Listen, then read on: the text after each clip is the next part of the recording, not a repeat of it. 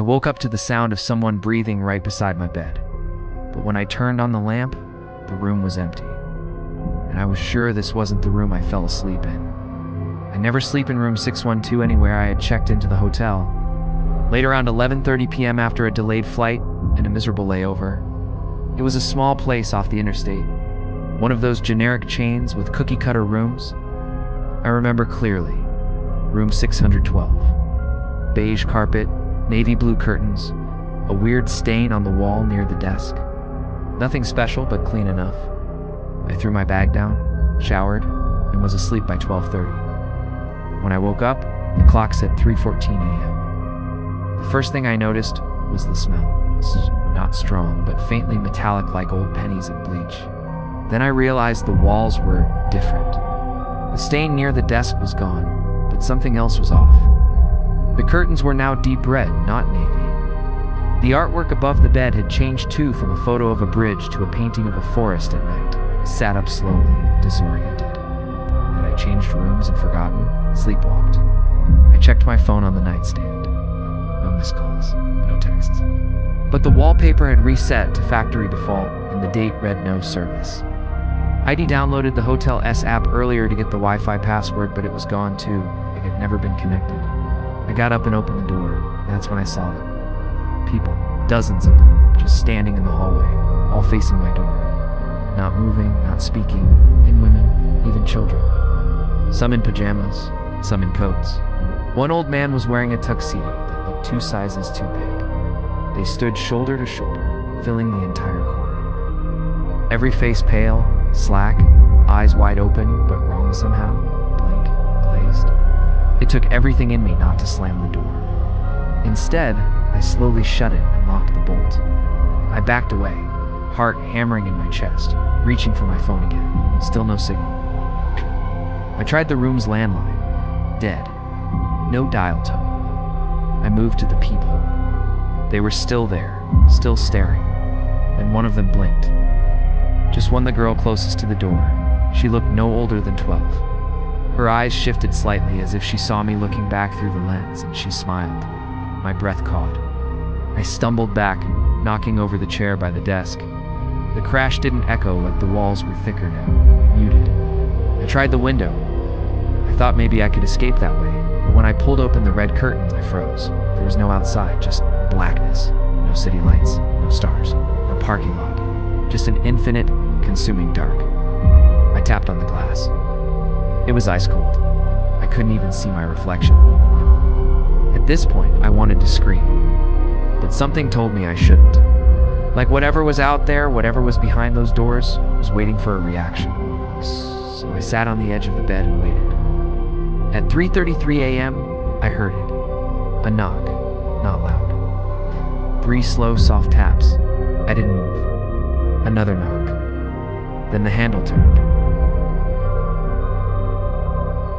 Testing the lock, it clicked against the bolt, then stopped. I waited, every muscle in my body frozen. No more sounds came for what felt like an hour. Eventually, I crept back to the peephole. The hallway was empty. No people, no sounds. Just a long, dim corridor stretching left and right. I opened the door a crack, still empty. I didn't know whether to feel relief or dread. I stepped out slowly, holding my breath. The carpet was the same, but stained now. Dark blotches like dried water or blood. Every door I passed was labeled 612. Every single one. I walked for what felt like minutes. No elevators, no stairs, just endless doors. No matter how far I went, the hallway looked the same, until I reached one door slightly ajar. Inside was a room identical to mine, but completely trashed. Furniture overturned, the mattress slashed open. And on the mirror above the sink, scrawled in something dark and crusted, were the words, "Don't fall asleep here twice." That's when I heard footsteps. Fast. Behind me. I didn't look back. I ran. I ran until my legs burned.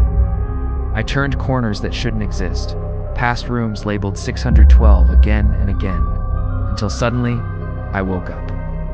Back in bed, beige carpet, navy curtains, stained wall by the desk, Room 612, phone fully charged, wallpaper back, full signal. I rushed to the hallway, empty.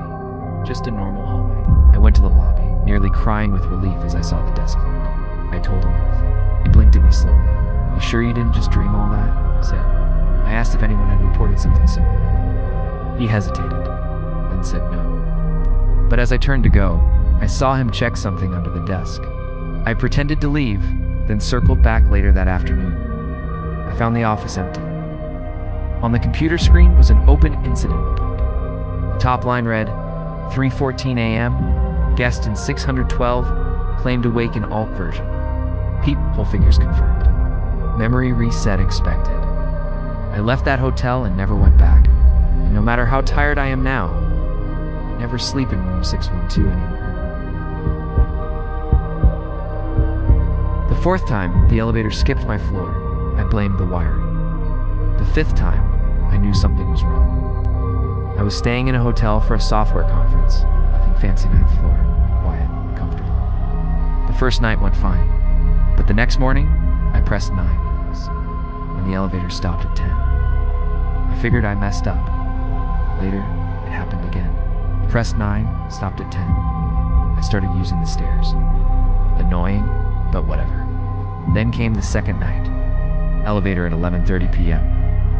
I was alone. The panel flickered. Press 9. Nothing. Press 10. It moved. The doors opened, and I stepped into the wrong floor. The hallway was dark. Red emergency light at the far end. No carpet, just cold, cracked concrete. The walls were exposed. Pipes, wires, mold. The elevator doors shut behind me. I turned. No call button. Just smooth metal. Every door in the hallway was cracked open. Identical, like someone left in a hurry. I peeked into the nearest room. It looked like mine, but trashed. Shredded sheets, broken mirror, and the words stay carved into the bed. I backed out, heart racing. Tried the stairs. Blocked. Caution tape. No exit. Then I heard footsteps. Above me. Slow. Deliberate. Getting closer. I pounded on the elevator door. It opened. I jumped in and hit lobby. Only one button lit up. B. I didn't press it. The elevator moved. Doors opened again. It looked like the 9th floor, but different. Wrong wallpaper. Wrong carpet. Room 919 was open. My room. I stepped inside. No bags. No signs of me. Except someone stood by the window, wearing my clothes. Same watch as me. He didn't turn. Just raised a hand and pointed at me. I ran back to the elevator. No buttons. No sounds. I whispered, "Take me back." The doors closed, then opened again. 9th floor. Everything normal. Lights, carpet, my real room. I stayed locked inside until morning. At checkout, the front desk asked how my stay was. I said fine. Elevator's acting up though. She gave a small smile. "You're not the first to say that." Then added, "This hotel doesn't have a 10th floor." They said room 409 hadn't been rented in over a year. But when I checked in, I found half-eaten food on the table, and the shower was still warm. I was on a solo road trip across Utah, just trying to clear my head after a bad breakup. I pulled off at a roadside hotel, just outside a place called Fairvale. Old neon sign, flickering lights, front desk that smelled like mildew and coffee. The woman at the desk barely looked at me. "Room 409, she said. Top floor, left corner. No smile, no eye contact. The elevator creaked and groaned on the way up. When I opened the door to 409, something felt wrong. The lights were already on. The bed was made. There was a used towel on the bathroom floor. Plastic fork set on the nightstand. A glass of water beside the bed, still cold. It didn't feel like a hotel room. It felt like someone had just left. I went back to the lobby, but the desk was empty. The woman was gone. No bell, no sound. I called out, "Hello?" Silence. So I went back upstairs. Figured it was some weird housekeeping mix-up. I got ready for bed. Tried to sleep, but sleep didn't come easy. At 2:11 a.m., I heard it. 3 knocks out of the door, inside the room. On the closet wall, 3 knocks, then 2 more. I sat up, heart pounding. The closet door was slightly open. I had no hope. Then the bathroom light flickered. Once. Then it went out. Didn't move for hours. In the morning, I went downstairs again. It was back. I asked who stayed in room 409 before me. She stared for a second. Nobody, she said. That room's been closed for over a year. I held up my key card. You gave me 409. She frowned, then showed me the screen. It said I was staying in room 411. My stomach dropped. I showed her the key again. The card clearly said 409. Want a new room? She asked, too casually. I didn't answer. I went back upstairs. The hallway was silent. Too silent. No TVs, no voices, no doors opening, just that low hum. I packed up fast. But before leaving, I looked through the people. My heart nearly stopped. The hallway was full. Dozens of people, standing perfectly still. All facing my door.